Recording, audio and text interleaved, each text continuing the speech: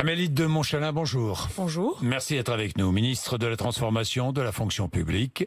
Nous allons parler égalité des chances, mais vous êtes un peu ce matin le porte-parole du gouvernement. Alors, nous allons parler franchement, la crise sanitaire, le Covid, coronavirus, est-ce que les médecins sont trop alarmistes? Franchement. Aujourd'hui, on a un pays qui, je crois, fait beaucoup d'efforts. Et donc, d'une certaine manière... Les Français font beaucoup d'efforts, bravo. Exactement. C'est le titre du Parisien ce matin, bravo. Merci, je crois qu'on se bat tous ensemble. On a tous, entre nos mains, la capacité de vaincre cette épidémie chaque jour. Vous savez, moi, je me bats pour le télétravail, pas parce que c'est une lubie, mais parce qu'on sait que ça marche. Et donc, chaque jour de télétravail en plus, c'est par exemple un jour de gagner contre l'épidémie. Donc, tous les Français se battent, on se bat avec eux, on se mobilise, on essaye de déjouer les pronostics, il n'y a pas de fatalité. Est-ce que les médecins sont trop alarmistes? Les médecins, ils sont dans leur rôle. Ils nous alarment parce que ce virus est alarmant, parce qu'il tue, parce qu'il... Et vous ne les suivez plus? On les écoute et on prend des décisions politiques. Vous savez, chaque semaine, en Conseil de défense, il y a des modèles, il y a des prévisions, il y a des Conseil données de défense scientifiques. Ce matin. Et hier, autour du président et du Premier ministre, on discute et on décide. Le rôle du politique, c'est de prendre des responsabilités. Après, d'être pleinement conscient, pleinement vigilant, pleinement réactif. Mais aujourd'hui, les médecins, ils sont dans leur rôle, ils nous rapportent ce qui se passe. Mais vous n'appliquez pas systématiquement les recommandations des médecins, Amélie de Montchalin. Les médecins conseillent, les politiques décident. Bon, décision à risque du président de la République. Aujourd'hui, semble-t-il, l'épidémie stagne. Je dis semble-t-il parce que je suis extrêmement prudent, mais vous aussi, j'imagine. Moi, je ne suis pas épidémiologiste, je ne suis pas ministre de la Santé. Moi, je suis responsable, vous savez déjà, de faire une chose utile, c'est que les 5 millions de fonctionnaires prennent à la fois toute leur part dans le combat contre la diffusion de l'épidémie, on parle du télétravail, prennent aussi toute leur part pour aider les Français dans cette période très difficile, pour que les politiques publiques, pour que les services publics tiennent. Et nous travaillons pied à pied, jour après jour. C'est une bataille épuisante. Les services publics hospitaliers notamment doivent être aussi, comme on le disait, remerciés pour l'énergie et la responsabilité qui est la leur. Les services publics hospitaliers, notamment, qu'est-ce qui ferait basculer notre pays dans un confinement total? La saturation des services de réanimation. Notre boussole depuis le début, c'est éviter que l'on trie les personnes à l'entrée des hôpitaux. Donc nous devons garder la capacité de soigner chacun. Pour qu'on soigne chacun, il faut qu'il y ait le moins de virus dans la population. Et donc on fasse les gestes barrières, qu'on se fasse de la prévention. Et ensuite, il faut qu'on ait effectivement un hôpital qui puisse s'adapter. Mais on ne peut pas pousser à l'infini nos capacités. Donc à un moment donné, s'il faut faire ça gronde dans les services de réanimation. Est-ce que ça gronde? Vous avez vu, il y a des appels à la grève qui sont lancés ici ou là. Est-ce que vous allez augmenter le nombre de personnes, de lits en réanimation, le nombre de personnel en réanimation? Nous cherchons aujourd'hui 7500 infirmiers et aides-soignants. Olivier Véran, encore cette semaine, a lancé un appel. Dans notre pays, nous avons des infirmiers, nous avons des soignants qui n'exercent plus. Nous avons besoin d'eux. Avec les mesures du Ségur... Pourquoi ne les trouvez-vous pas? Avec les mesures du Ségur, on a réaugmenté, vous savez, de près de 200 € par mois le salaire de tous ceux qui travaillent à l'hôpital. Parce que ces soignants sont mieux payés dans le privé? Mais parce que parfois, ils sont dans le privé, parfois juste, ils ont... pas exercé pendant plusieurs années. Je pense à beaucoup de femmes qui se sont arrêtées, qui ont élevé leurs enfants. On a besoin d'elles aujourd'hui dans les hôpitaux, on a besoin de leurs bras. Et donc toutes les mesures qu'on prend sur l'attractivité, sur la réforme du temps de travail, sur l'intéressement collectif, sur toutes ces mesures-là, vous savez, j'y travaille avec les organisations syndicales chaque semaine pour que nous retrouvions des bras, des compétences au bon endroit. Donc vous cherchez 7500 personnels. Nous avons 7500 postes ouverts dans les hôpitaux en France. Et donc nous cherchons à recruter et je lance cet appel à nouveau aujourd'hui. Alors, forte disparité départementale, ce virus, est-ce qu'il ne faut pas envisager des confinements localisés? Notre boussole, à nouveau, qu'on ne trie pas dans les hôpitaux les patients, parce que je crois que c'est l'honneur de notre pays. La deuxième chose, c'est d'être le plus efficace possible, d'être extrêmement vigilant. Et donc, nous prenons les mesures, et vous le remarquez dans les Outre-mer, à chaque fois dans un territoire, si des choses s'imposent, nous prenons les mesures qui s'imposent. Il faut toujours chercher l'efficacité. Et donc, on peut avoir des débats sans fin. Vous savez, c'est comme la réforme de l'État. On peut avoir plein d'hypothèses. Confinement à Mayotte, confinement, je ne sais pas, en région parisienne, à Marseille, ou dans des zones qui seraient plus touchées, ou dans le nord de la France actuellement. Aujourd'hui, la dynamique épidémique est surveillée de près chaque jour, chaque minute, par le ministre de la Santé. Si des décisions doivent être prises, elles seront prises. Mais vous savez, à nouveau, Moi, je suis la ministre, vous voyez, de l'action publique de 2021. Un peu porte-parole, je vous l'ai dit ce matin. Oui, mais moi, je suis la ministre des agents publics. Oui, des agents publics. En 2021. Que ce soit sur la réforme de l'État, que ce soit sur l'action publique en général, que ce soit sur l'épidémie, on a eu un même impératif. Être dans le concret et ne pas être dans les concepts, les utopies, oui, mais l'impératif, c'est aussi 11 février, tenir vos promesses. Tenir nos engagements. Et c'est essentiel. On est bien d'accord. Tenir vos engagements. À la confiance démocratique. Oui, parce que sinon, les gens ne Montchalin. votent plus. Oui, et les populistes prospèrent. Et on est contre ça. Mais quand on souffre de troubles psychiques dus au coronavirus, à la crise sanitaire, et qu'on n'arrive pas à trouver de rendez-vous avec un psychiatre, et qu'il faut attendre des semaines et même des mois pour obtenir un rendez-vous, vous dites quoi?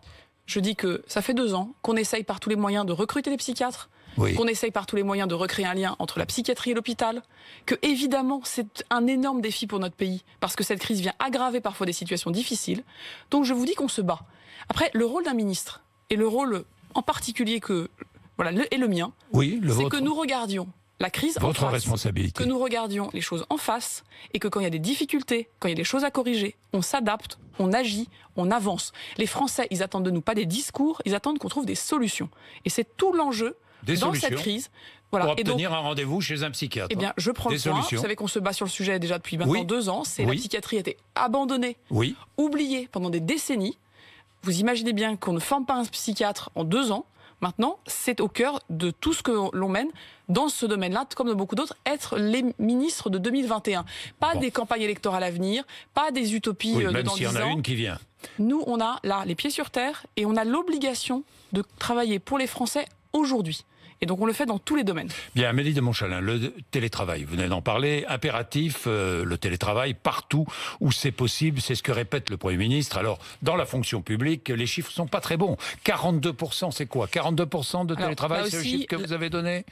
Quand vous êtes enseignant, quand vous êtes policier, quand vous êtes gendarme, il y a déjà des métiers qui ne sont pas télétravaillables. Et les Français attendent de nous la continuité, c'est notre engagement. La cible que j'ai, c'est qu'on ait 50% des agents de l'État qui télétravaillent. Aujourd'hui, comment faire? Aujourd'hui, on en a 44%. 44% la semaine dernière. Je suis ça toutes les semaines. Le Premier ministre et le Président le suivent. Pourquoi? Parce qu'on doit être exemplaire. Si l'État n'est pas exemplaire sur ce sujet-là, on a beaucoup de mal ensuite à convaincre les entreprises à l'être aussi.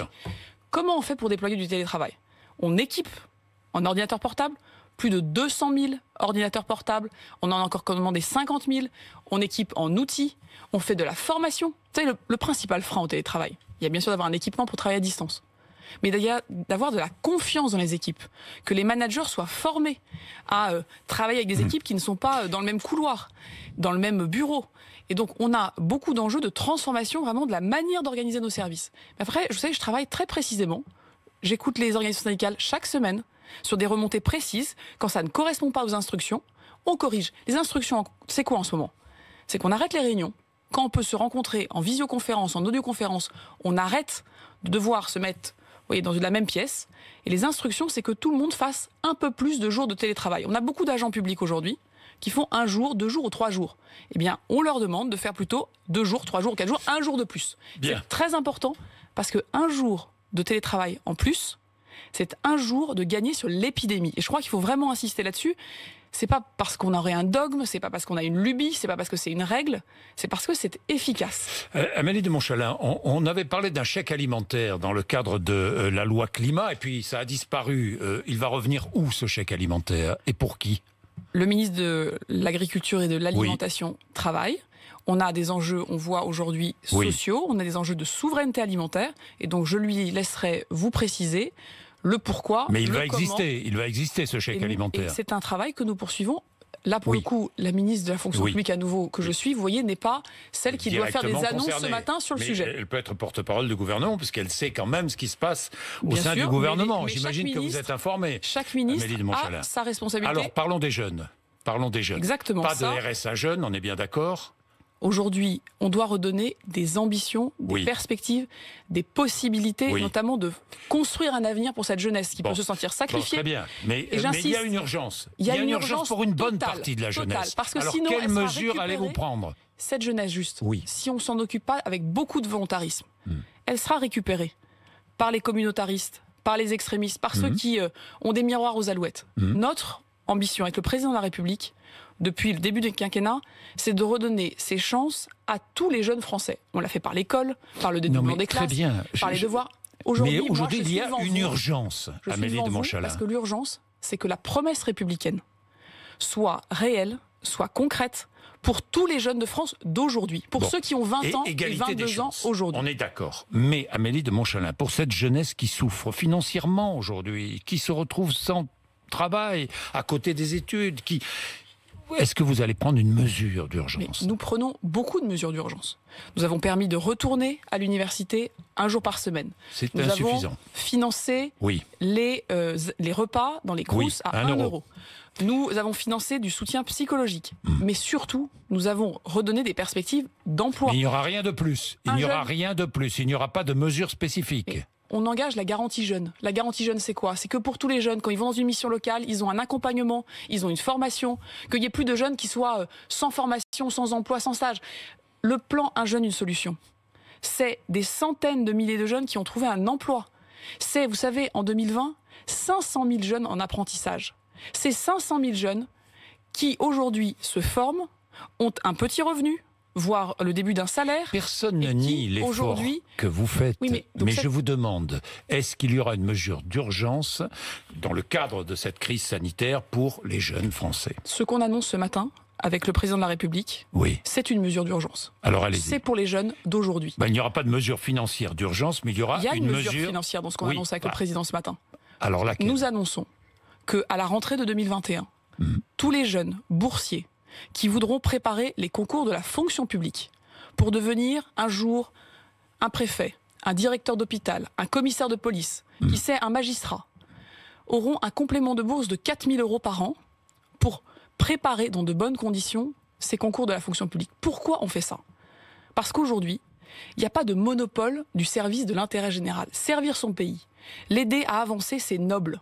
Ça correspond à une vocation d'utilité que les jeunes veulent avoir. Et moi, ce que je veux, c'est que quand vous êtes né dans un village rural, quand vous avez grandi dans un quartier populaire, quand vous êtes loin de Paris, vous puissiez apporter votre compétence, votre parcours de vie, votre regard sur les choses. On a besoin d'une nouvelle génération de hauts fonctionnaires. Cette aide de 4 000 €, on est bien d'accord ? 4 000 € par an pour les boursiers. J'habite à la campagne, j'habite, je sais pas moi, à côté de Limoges, par exemple. Exactement.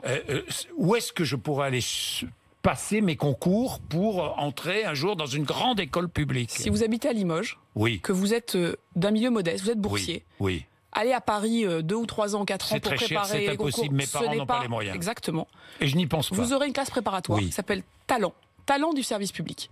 Pendant 1 an, vous aurez une préparation de très bon niveau académique. Vous aurez un tutorat avec des jeunes hauts fonctionnaires. Et où ? À Limoges. À Limoges même. Dans l'université où vous faites vos études. Dans toutes les universités, au moins dans 2 endroits par région, au moins dans 2 universités par région, vous pourrez préparer dans de bonnes conditions, avec du tutorat, avec du soutien financier, avec des professeurs de grande qualité, vos concours de la fonction publique. Pourquoi on fait ça ? Parce qu'on a besoin de casser l'entre-soi, les corporatismes. On a besoin que cette nouvelle génération de hauts fonctionnaires ressemble à la France. Et que dans la politique publique qu'on fera, voyez, dans 5 ans, dans 10 ans, on ait des jeunes, et du coup à ce moment-là des jeunes formés, qui puissent apporter toute la complexité de notre pays, tous les besoins de notre pays. Servir son pays, c'est l'une des plus belles vocations qu'on peut avoir. Moi, je remercie vraiment par ce micro tous les agents publics qui ont fait le choix de servir l'intérêt général. Les jeunes aujourd'hui, leur donner cette perspective, cette ambition, mais ces moyens concrets, c'est essentiel. C'est aussi essentiel pour la confiance démocratique. Alors, il y a eu, vous savez, pendant 30 ans, des hommes et des femmes politiques qui ont dit aux Français, on va tout réformer, la haute fonction publique. Aujourd'hui, c'est une première étape, c'est de changer qui sont les hauts fonctionnaires. On ne doit pas, quand on est d'un milieu modeste, parce qu'on vient d'une zone rurale, parce qu'on vient des Outre-mer, parce qu'on vient d'un quartier prioritaire de la ville, comme on dit, d'un quartier populaire, penser que c'est pour les autres, que c'est pas pour soi. Moi, je me bats contre l'autocensure. Contre l'autocensure de jeunes qui ont envie et à qui on ne donne pas les moyens, la chance de faire leur choix, de choisir leur vie. Amélie de Montchalin, l'École nationale d'administration sera-t-elle supprimée ? Mais là, vous voyez, on ne parle pas d'une école. On parle de quelque chose qui est beaucoup plus large, qui est qui est cette nouvelle génération de fonctionnaires. Ensuite, on va, dans les toutes prochaines semaines, dès la rentrée de septembre 2021, faire une révolution de la formation de tous. Pas que de l'école que vous me citez, mais également... Pas que de l'ENA, mais des administrateurs territoriaux, des directeurs d'hôpitaux, pour que, par exemple, sur un sujet comme la laïcité, tous les hauts fonctionnaires du pays aient les mêmes références. Parce que c'est pas normal aujourd'hui qu'on ait des corporatismes, que sur les enjeux de rapport à la science, rapport à la recherche, mais je vous repose la on question, mette en commun les choses. Mais notre ambition, elle est beaucoup plus grande. Est-ce qu'elle sera supprimée? Est-ce que l'ENA sera supprimée? Dans ce qu'on est en train de faire, si on change, comment on recrute les hauts fonctionnaires? Comment on les forme? Comment on annoncera avec le président de la République d'ici au mois de juin des mesures très fortes sur la gestion des carrières, sur la gestion des parcours, sur l'évaluation? Comment on met les mérites et les compétences au cœur, vous savez, de ce qu'on appelle la gestion des fameux grands corps que les Français voient comme parfois des choses qui entretiennent l'entre-soi? C'est ça qu'on veut casser. C'est beaucoup, beaucoup plus ambitieux que de vous parler de telle ou telle école, de sa scolarité. Non mais d'accord, mais je vous pose quand même une question. Est-ce qu'elle sera supprimée? On supprime tout ce qui va autour. On supprime l'entre-soi. Donc elle ne sera pas supprimée. On supprime le corporatisme. Non mais répondez à ma question, c'est pas compliqué, elle est simple ma question, Amélie de Montchalin. Elle est toute claire. Est-ce que l'École nationale d'administration sera supprimée, oui ou non? Mais aujourd'hui, qu'est-ce que les Français attendent de nous? Ils attendent. Pourquoi vous ne répondez pas? L'enjeu, si je vous dis oui ou non. Mais non, mais moi j'ai d'autres questions complémentaires si vous me dites oui ou non. Alors répondez-moi. On change. C'est pas compliqué. Je ne sais pas ce qu'il en restera si vous regardez les choses. On change le recrutement. Ah bon? On change la formation. On change la sortie et la gestion des carrières. Quand on met de l'évaluation des préfets, comme on l'a annoncé avec le Premier ministre vendredi. Il y aura un concours cette année quand même. Il y a un concours. On est en train de vous dire qu'on crée des prépas talents. On va même ouvrir des places supplémentaires pour que ces jeunes de tout le pays, de tous les milieux sociaux, puissent devenir hauts fonctionnaires. Donc vous voyez bien qu'aujourd'hui... Donc l'école telle qu'elle est aujourd'hui sera donc supprimée. Il y aura une école différente. Ce qui est certain, c'est que ça ne ressemble en rien à ce que pendant des années les Français ont compris qui n'allait pas. Ça ne ressemble plus en rien dans le recrutement, ni dans la formation, ni dans les carrières qui en suivent. Alors après, comment ça s'appelle? On pourra peut-être changer de nom. On verra. Moi, mon enjeu, c'est donc c'est une façon de la supprimer, quoi.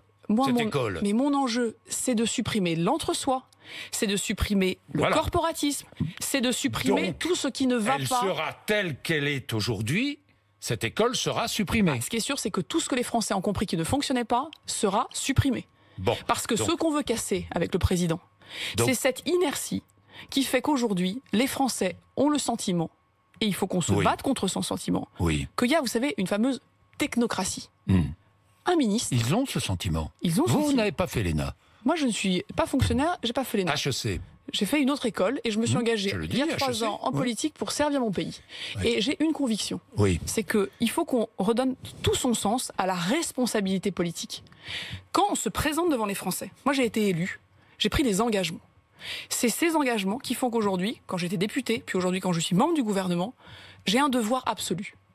C'est de piloter les administrations. Vous savez, on a fait des grandes réformes. Je vous donne un exemple. Gérald Darmanin, quand il était ministre du Budget, et qu'il a fait le prélèvement à la source, vous savez, ça fait 20 ans qu'on en parlait, on nous avait expliqué que ça allait être très très compliqué, que l'administration ne voulait pas. Bon, il a pris son rôle de ministre à cœur, il a pris une décision politique, il a suivi de A à Z la mise en œuvre, et il a fait une réforme, vous savez, dont aujourd'hui plus personne ne parle, qui a été réussie. C'est ça le politique, c'est de piloter l'administration, c'est de rendre possible des choses, c'est de nommer des gens. J'aimerais vous parler d'une femme que j'ai nommée, parce que comme ça donnera à voir aux Français ce que ça veut dire d'être ministre. J'ai nommé, il y a un peu plus de 3 mois, une femme qui n'est pas d'un grand corps, qui n'est pas énarque, qui a monté tous les échelons de son administration, qui aujourd'hui est la DRH de l'État. Elle s'appelle Nathalie Collin, et je l'ai choisie parce qu'elle avait des compétences et du mérite. C'est ça qu'on doit faire vivre dans la haute fonction publique. Donc l'ENA ne sera plus l'ENA, quoi, si j'ai bien compris. Exactement, vous avez bien compris. Bon, très bien. Amélie de Montchalin, un mot sur les violences sexuelles. À HEC, ça a existé. Vous avez eu connaissance de cela? Moi, personnellement, non. Oui. Mais ce que je peux vous dire, c'est que si ça a existé, comme partout ailleurs, là aussi, il faut qu'on ait très résolument, très collectivement un engagement fort, c'est que la loi du silence s'arrête. Ce sont des actes intolérables. Vous avez eu connaissance de tels actes dans votre école? Je réfléchis là, comme ça, tout de suite. Personnellement, ça ne me dit, moi, personnellement, rien. Maintenant, il est certain que, comme on voit que ça concerne toute la société, tous les milieux, toutes les structures, et malheureusement, beaucoup trop de jeunes hommes et de jeunes femmes dont les vies sont détruites, il nous faut absolument libérer la parole, mais surtout en tirer des conséquences pénales et des conséquences de reconstruction. Et donc, on y travaille. J'ai une dernière question sur le projet Hercule, qui concerne les agents publics de l'EDF. Est-ce que les salariés conserveront leur statut? Alors, si cette réforme aboutit. Aujourd'hui, ce projet n'est pas suivi par la ministre que je suis. Non, mais enfin, parce que d'abord, vous savez qu'il y a des négociations complexes. Vous avez vu qu'il y a beaucoup de débats. Avec l'Union européenne, Notre enjeu, c'est la souveraineté énergétique, c'est la souveraineté industrielle. Oui, mais je vous pose une question. Est-ce que les agents conserveront leur statut ? Dans tout changement, dans toute évolution, dans toute réforme, on a toujours l'engagement de protéger les hommes et les femmes, de leur donner des perspectives. Donc les agents conserveront leur statut. Aujourd'hui, ce sujet n'est pas un sujet sur lequel j'ai des annonces à vous faire. Non, il ne s'agit pas d'annoncer, il s'agit de rassurer ou d'expliquer aux Français, notamment aux agents EDF, ce qui les attend. Mais je ne peux pas aujourd'hui vous dire ce qu'on attend, puisqu'on ne sait même pas si cette réforme va se faire ou pas. Donc aujourd'hui, si elle se fait, on en viendra de manière très transparente dire à chacun les engagements qu'on prend pour que son parcours, sa carrière soit prévisible. Et le salarié garde son statut, c'est l'engagement ? L'engagement, c'est que chacun y voit clair et que personne ne soit pris par surprise. Et donc on prendra toutes les mesures pour assurer à ceux qui aujourd'hui assurent notre souveraineté énergétique des conditions de travail dignes de leur engagement et dignes du service qu'ils rendent à leur pays. Merci beaucoup Amélie de Montchalin d'être venue nous voir. 8h55, RMC, BFM TV.